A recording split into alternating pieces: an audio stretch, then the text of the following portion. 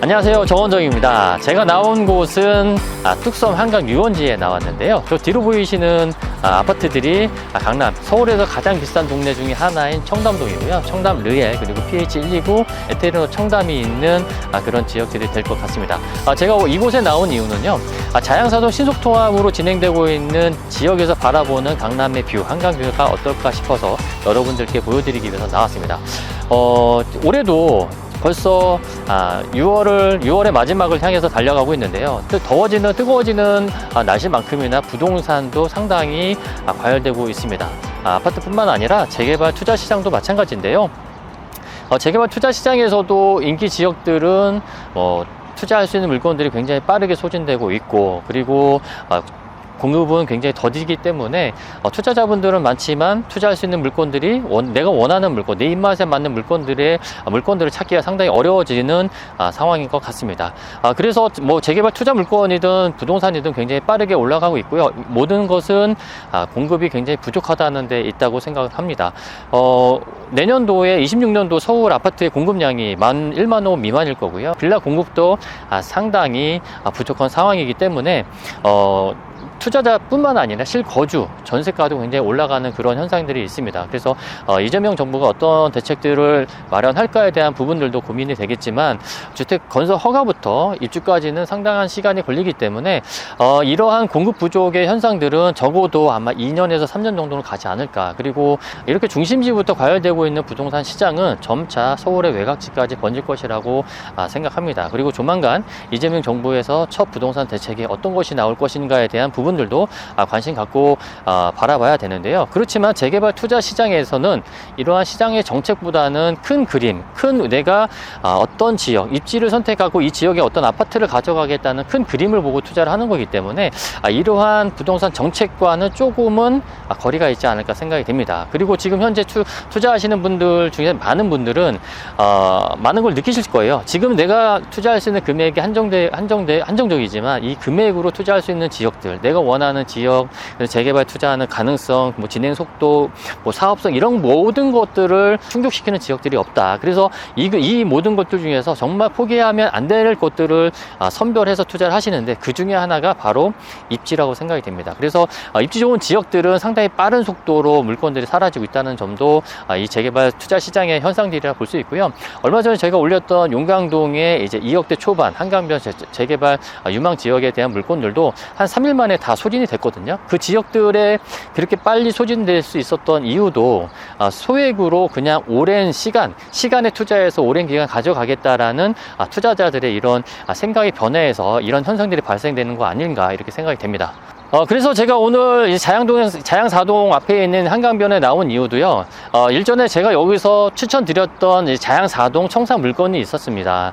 지금은 부동산 시장에 정보들이 굉장히 100% 오픈되는 그런 시장이기 때문에 나만 아는 좋은 물건, 싸고 좋은 물건들을 찾기는 상당히 어렵다. 그래서 제가 항상 말씀을 드리는 거는 남들과 다른 방법으로 투자를 해야 남들보다 더 많은 수익을 받아갈 수 있다라고 말씀을 드렸고요. 그 당시에 자양사동을 말씀을 드릴 때도 자양사동 구역 안에 있는 현금청산 대상인 물건을 투자하시면 상당히 큰 수익을 보실 수 있습니다 라고 해서 추천을 드렸었습니다. 근데 지금 이런 부동산 시장에서의 현상들을 바라보면 서울 전체 구역 중에서 이런 청산 대상의 물건들의 권리산정 기준일을 조정하는 이런 발표들이 나오고 있죠. 그래서 맨 먼저 나왔던 데가 상도 15구역 일대를 중심으로 해서 한번 발표가 났고요. 그리고 최근에는 서계동하고 3개 구역 묶어서 서계동을 포함한 3개 구역까지 해서 권리산정 기준일을 완화해주는 그런 발표들이 났습니다. 이런 기조들을 볼 때 자양사동의 이런 청산 대상 물건들도 조만간 권리산정 기준일을 조정해서 입주권을 주는 그런 발표들이 나지 않을까 예상을 하는데요. 불과 1년 전에 제 말씀을 듣고 이런 청산 대상의 물건에 투자하신 분들이라면 적어도 단기간 1년 정도, 1년에서 1년 반 사이에 거의 한 4억에서 5억 정도의 시세 차익을 볼 수 있지 않을까, 그렇게 예상을 합니다. 그래서 이제는 싸고 좋은 물건을 찾기보다는 나만의 강점, 나만의 기준으로 나만 할 수 있는 그런 물건들을 찾아야 소액으로 입지 좋은 곳에서 가장 큰 수익을 볼 수 있다고 생각을 하고요. 자양사동처럼 한강변에서 진행되고 있는 재개발 추진구역 옆에 있는 물건이고요. 그리고 1억대 중반으로 자양 4동과 같은 한강변의 아파트 입주권을 받아갈 수 있는 그런 유망한 물건이기 때문에 소개해 드리려고 합니다. 집 사면 흥아리.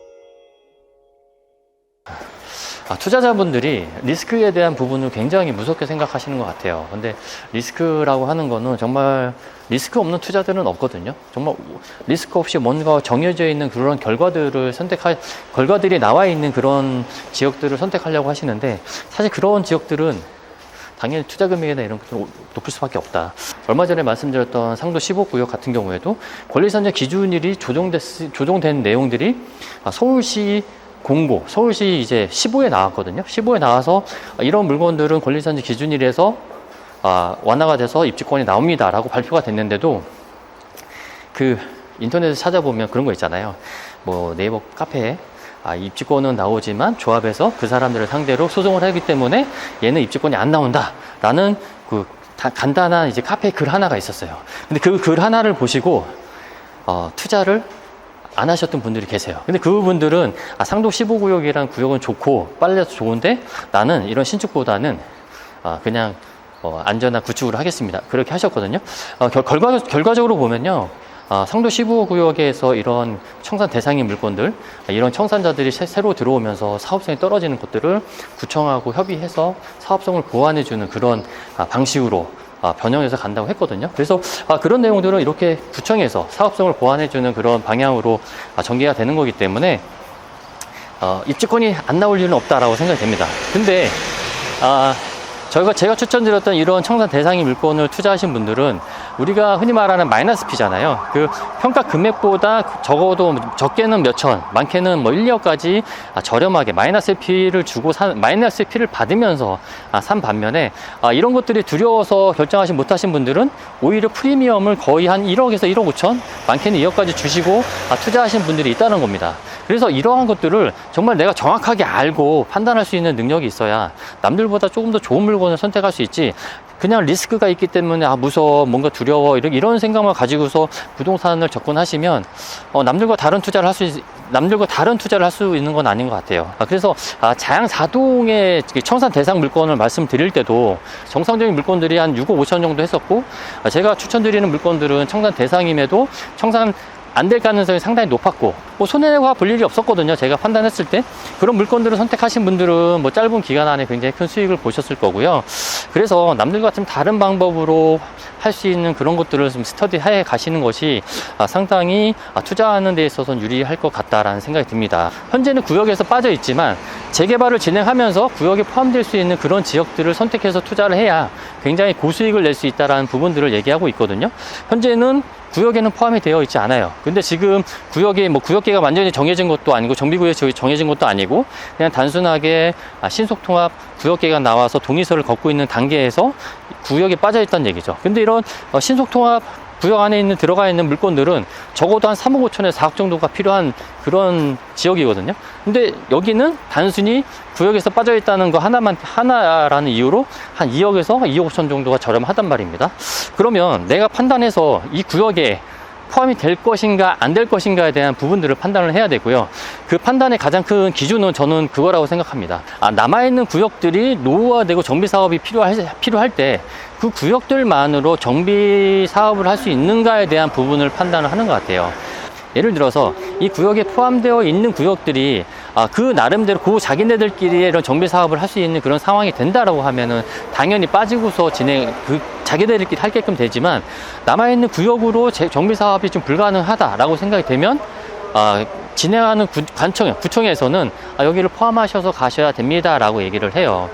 쉽게 말해서 그러니까 예를 들어보면 우리가 양재 2동 1구역 같은 경우에도 모아타운 이제 후보지로 선정됐을 때 조건부로 됐거든요. 근데 주민들은 대로변에 있는 근생 건물들은 다 빼고서 안쪽으로만 이제 구역계를 잡아서 진행했는데, 구청에서는 생각이 다른 거죠.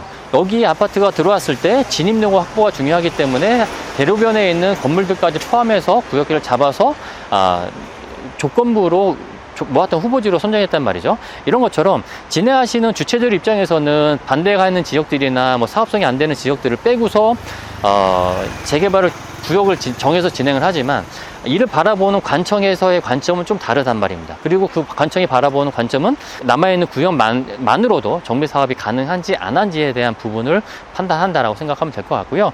그런 관점을 보시고 내가 여기에 포함될까 안 될까에 대한 부분들, 그런 것들도 고민해 보시고 투자를 하시면 나만의 틈새 투자 전략이 될 수 있을 것 같다. 그리고 자양사동에서도 정비구역 이제 예정 구역을 보면 이 아래쪽에 약간 세모나게 빠져 있는 구역이 있어요. 근데 거기는 뭐 신축 빌라가 많기 때문에 뭐 사업성도 안 나오고 뭐 이제 청산 대상이 이런 청산 대상자가 늘어나기 때문에 뺐다라고 하는데, 지금 또 거기도 이제 구역 안에 포함해서 구역을 정형화 시킨다는 얘기들이 나오면서 그 안에 있는 물건들도 다 지금 사라져 있는 상태입니다. 이제는 남들과 똑같은 방법으로 해서는 투자하는 게 투자 금액이 굉장히 비싸다. 그래서 내가 남들이 좋아하는 그런 핵심 입지에 투자하기 위해서는 남들과 다른 방식으로 해야 된다는 게 포인트다. 그래서 이처럼 구역에는 포함되어 있지 않지만 구역에 포함될 수 있는 그런 지역들을 찾아서 투자를 하는 것도 상당히 고수익을 낼 수 있는 그런 방법이 될 수 있다라고 생각이 됩니다.